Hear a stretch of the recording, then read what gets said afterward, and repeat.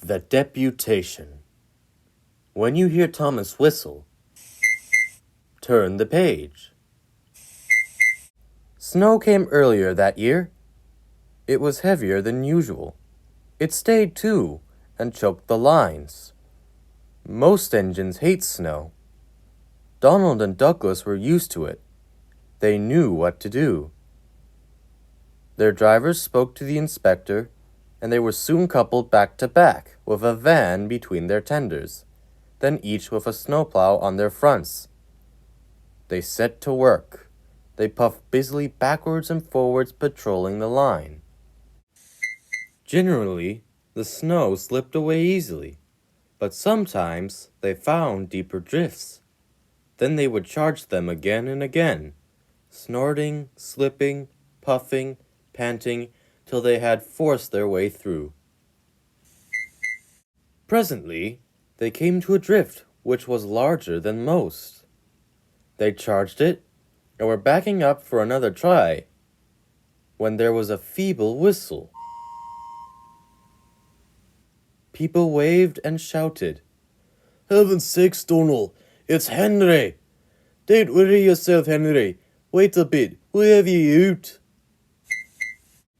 Henry was very grateful. When he returned home, he saw all was not well.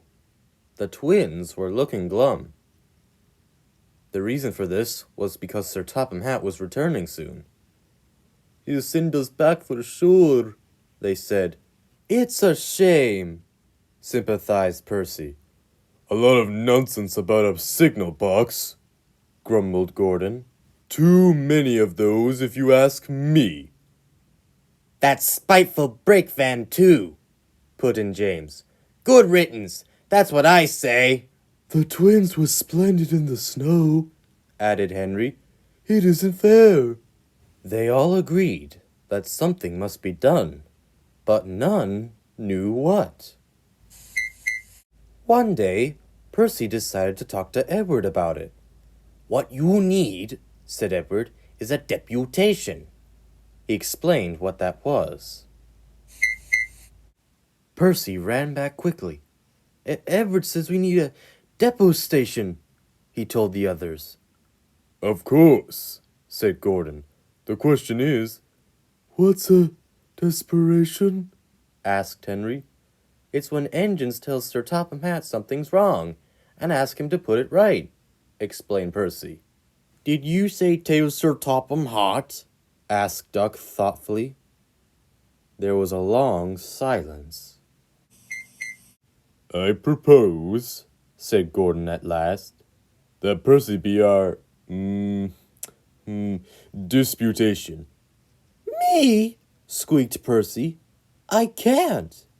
"Rubbish, Percy," said Henry. "It's easy." "That's settled then," said Gordon. Poor Percy wished it wasn't. When Sir Topham Hatt returned, he came to the yard. "Hello, Percy. It's so nice to be back." Percy jumped, and some freight cars went flying. Yes, sir. Please, sir." "You look nervous, Percy. What's the matter?" "Please, sir. They may be a desperation, sir. To speak to you, sir. I don't like it, sir." Sir Topham Hatt pondered. "Do you mean a deputation, Percy?" he asked. "Yes, sir. Please, sir. Sir, it's Donald and Douglas, sir. They say, sir, if you send them away, they'll be turned into scrap, sir. That'd be dreadful, sir. Please, sir, don't send them away, sir. They're really nice engines, sir." "Thank you, Percy. That will do." And he walked away. The next day, Sir Topham Hatt came into the yard. "I had deputation yesterday," he said. "I understand your feelings, but I do not approve of interference." He paused impressively. "Donald and Douglas, I hear that your work in the snow was good. What color paint would you like?" The twins were surprised. "Blue, sir, please." "Very well, but your names will be painted on you. We'll have no more mistakes." "Thank ye, sir." "Does this mean that the both of us—" Sir Topham Hatt smiled. It means... But the rest of his speech was drowned in a delighted chorus of cheers and whistles. The twins were here to stay.